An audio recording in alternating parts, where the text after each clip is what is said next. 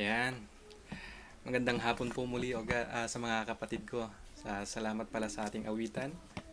Salamat sa buhay ng bawat isa sa inyo na nag-join. Kumusta na po kayo mga kapatid? Kumusta na yung Thursday nyo? Kumusta na? Maaring ang iba sa atin ay kagigising lang, yung iba ay kami merienda lang, at mamaya meron ulit yung mga gagawin po natin. Pero hinihiling ko na samahan niyo po ako sa ating pag-aaral, sa ating pagbulay-bulay ng kanyang salita, sa pagpapatuloy natin sa topic nating faith versus fear. Sa mga napagdaanan natin pag-aaral ay nakita natin kung ano yung mga nagiging resulta ng fear sa ating buhay, kung ano naman yung nagiging resulta ng pananampalataya sa ating buhay. So muli natin ipagpatuloy ang ating mga pag-aaral dyan po sa ating teksto, dyan sa Mark chapter 5. Ito po ay tuloy-tuloy na pag-aaral po natin. Dyan sa Mark chapter 5 verses 21 up to 43. A girl restored to life and a woman healed. Yan. Nung pinagaling ng Diyos yung babae at binuhay yung isa rin pong babae. So makikita po natin dyan sa ating pag-aaral. Dyan sa verse 21, sabi niya rito, nang si Jesus ay muling tumawid, sakay ng bangka sa kabilang ibayo, nagtipon sa palibot niya ang mga napakaraming tao at siya'y nasa tabi ng dagat. So makikita po natin dito na sila po muli ay sumakay ng bangka at tumawid ulit doon sa kabilang ibayo sapagkat nung huli natin pinag-aralan, pinaalis siya doon sa ibayo pagkatapos niyang mapagaling yung naalihan ng lehiyon o ng masamang espiritu at hindi siya tinanggap ng mga taga doon. Kaya nagpatuloy pa rin ang Panginoon na punta tayo sa ibang lugar. At ito nga po, pumunta po sila rito. Kasama pa rin po ang kanyang mga disciples. At makikita natin dyan sa verse 22, nung nandun po sila sa tabi ng dagat at pinalibutan siya ng mga napaka-crowded na tao. Sabi sa verse 22, pagkatapos ay dumating ang isa sa mga pinuno ng sinagoga na nagngangalang Jairo. Pagkakita sa kanya, nagpatira pa siya sa kanyang paanan at nagsumamo sa kanya na sinasabi, ang aking munting anak na babae ay naghihingalo. Pumaroon ka at ipatong mo ang iyong kamay sa kanya upang siya'y gumaling at mabuhay. So makikita po natin dito na sa ministry ng ating Panginoon, sa business ng kanyang pagmi-ministry, maging hindi lang yung mga ordinaryong tao ang siyang lumalapit sa kanya. Makikita rin po natin dito ang isang pinuno ng sinagoga na lumapit sa kanya. Sino ba itong si Jairus? Paano ba niya napakinggan o nabalitaan yung patungkol kay Jairo?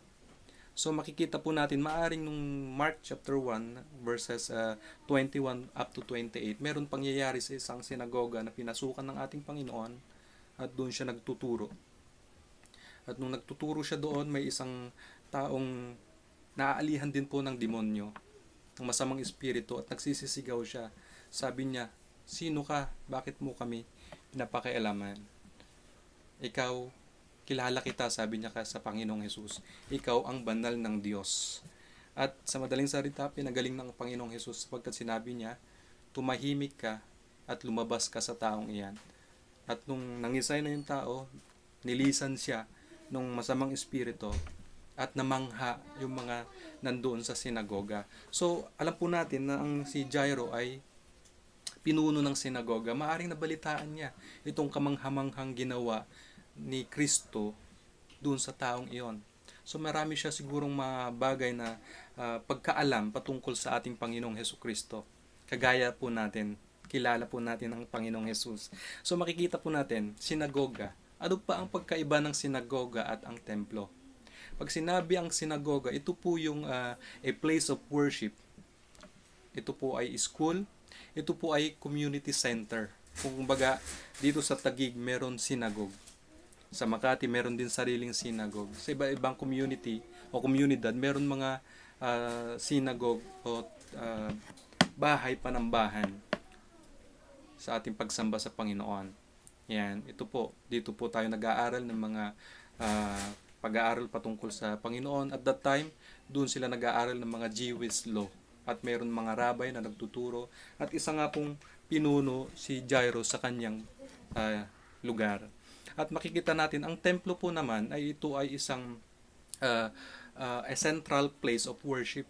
Ito naman po ang pangkabuuhan na lugar o templo kung saan sila nagsasamba at lalo na ito ay ginaganap isang beses sa isang taon.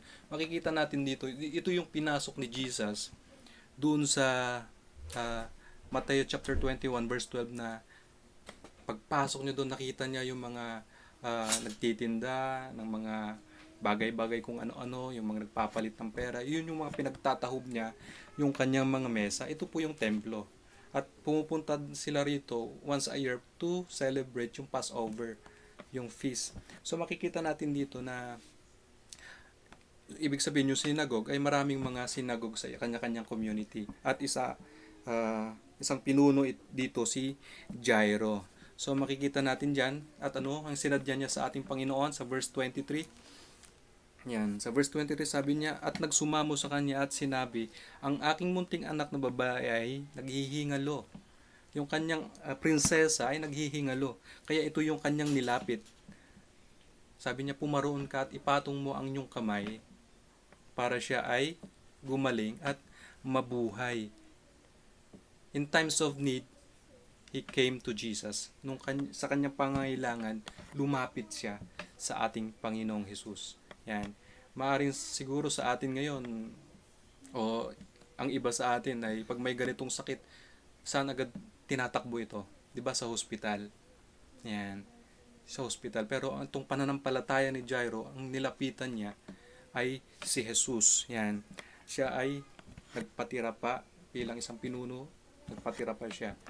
At sinabi niya nga yung kanyang situation. At tumugon po ang ating Panginoon dyan sa verse 24. Siya ay sumama sa kanya, sinundan siya ng napakaraming tao at sinisiksik nila. Yan. Sumama, tumugon po ang ating Panginoong Hesus doon sa kanyang paanyaya. Ito ay emergency, kaya kailangan sumama ang ating Panginoong Hesus.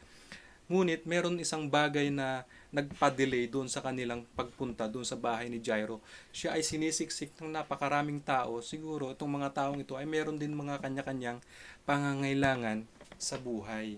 Yan. Sinisiksik siya kaya naaantala yung kanilang pagpunta doon sa bahay ni Jairo.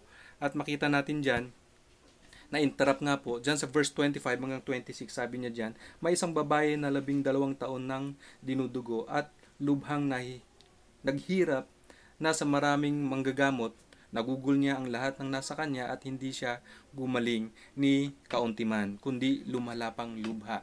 So meron isang babae doon na lumapit din sa ating Panginoong Hesus, na may pangangailangan din sa ating Panginoong Hesus, na lumapit siya secretly sa ating Panginoong Hesus. Lumapit siya sa ating Panginoong Hesus. Doon pa nga sa likuran ng ating Panginoong Hesus, yun ang tinarget niya sa kanyang paglapit. Bakit kaya siya natatakot o sikretong lumapit sa ating Panginoong Hesus? Samantalang si Jairo, boldly siya lumapit sa ating Panginoong Hesus. Yan. Sa kabila ng lahat na siya ay pinuno, alam po naman natin at that time yung mga pinuno ng mga sinagoga o mga Jewish people ay against doon sa ginagawa ng ating Panginoong Hesus. So, pag ikaw ay isang pinuno, dapat nag-iingat si Jairo na baka isumbong ako sa aking mga nakakataas at ako ay sibakin sa aking pwesto. Maaring yun, di niya inisip yon ni Jairo. Bagkus dahil sa kanyang pananampalataya, sa pangangailangan ng kanyang anak, nagsadya siya boldly sa ating Panginoon. Excuse me. Yan. Pero itong babaeng ito, siya po ay lumapit ng sikreto sa ating Panginoong Hesus. Bakit po kaya? Bakit kaya siya lumapit sa ating Panginoong Hesus ng sikreto? Maaring because of fear. Yan. Fear in light of her condition as one whose impurity. Kung titignan po natin, yung pagdurugo pala, kung titignan natin dun sa kanilang kaugalian sa Leviticus, sa mga nagte-take note po, tignan nyo po dun sa Leviticus chapter 15 verses 25 to 30. Yan, kung ano yung mga patakaran nila dun sa mga babaeng may dinudugo, lalo na kapag lumalagpas dun sa monthly period nila, ay tinuturing na impurity or hindi siya pure. At meron mga kaparaanan kung paano sila makabalik dun sa pagiging malinis sa kanilang tuntunin. Maaring siya ay nahiwalay na uh, sa kanilang lipunan or mahihiwalay pag malaman nila, kaya siguro sekreto siyang lumalapit sa ating Panginoong Hesus. At bit-bit niya nga po yung kanyang pananampalataya diyan uh, sa kanyang pananampalataya diyan sa verse 28. Yan. Pero bago yan, tingnan natin, sama po natin yung verse 27. Narinig niya ang tungkol kay Jesus. Lumapit siya sa karamihan sa likuran niya at hinipo ang kanyang damit. Yan. Sa likuran. Lumapit siya sa ating Panginoon. At tangan-tangan itong kanyang pananampalataya sa verse 28. Sapagkat sinabi niya, kung mahipo ko man lamang ang kanyang damit, ay gagaling na ako. Grabe itong pananampalataya ng babaeng ito, no? Makikita natin dito. Mahihipo ko lang. Bakit kailangan niyang hipuin lang? Kasi siksikan nga po ng tao. Yun man lang ang aking maabot. Kahit hindi ko na siya makausap, kahit hindi ko na siya masabi yung pangailangan ko, basta ito lang. This is my faith. Mahipo ko lang yung kanyang laylayan ng kanyang damit. Gagaling ako. Grabe yung kanyang pananampalataya. At makikita natin dyan sa verse 29, yan. Kaagad nagpigil ang kanyang pagdurugo at kanyang naramdaman sa kanyang katawan ay magaling na siya sa malubhan niyang sakit. Yan, nakita natin agad yung resulta ng kanyang pananampalataya. Sabi nga dito, her discharge was due to the discharge of Jesus' power. Nung lumabas na kapangyarihan ng ating Panginoon, gumaling yung sakit ng babae. It is by the power of Jesus. Dahil sa kapangyarihan ng pangalan ng ating Panginoong Hesus. Amen? Kaya sabi niya, sa pangalan ng ating Panginoong Hesus, ito ay makapangyarihan sa lahat ng ating suliranin. Yan. Sapagkat ang Diyos ay hindi nagbabago. Malakay chapter 3 verse 6, sabi niya, I, the Lord, do not change. So you, descendant of Jacob, are not destroyed. Kaya hindi nalilipol ang bayang Israel, kahit napakalit na bansa yan, napalibutan siya ng mga kaaway, hindi siya nawawasak sapagkat hindi nagbabago ang Diyos sa kanyang pangako sa kanyang mga sa mga lolo sa mga lolo ng mga Israelitang ito, sila Jacob. Yan. Makikita natin diyan, hindi siya nagbabago. At sa Hebrew chapter 13 verse 8, sabi niya diyan, Jesus Christ the same yesterday, today, and forevermore. Hindi siya nagbabago. Tulad nga sinabi ni Sister Leia bago tayo mag-awit na Hebrew chapter 13 verse 5 na I will, sabi niya doon, hindi kita iiwan kailanman, ni pababayaan man. I will never leave you nor forsake you. Wow. Diba? Napakaganda yung pangako ng ating Panginoon.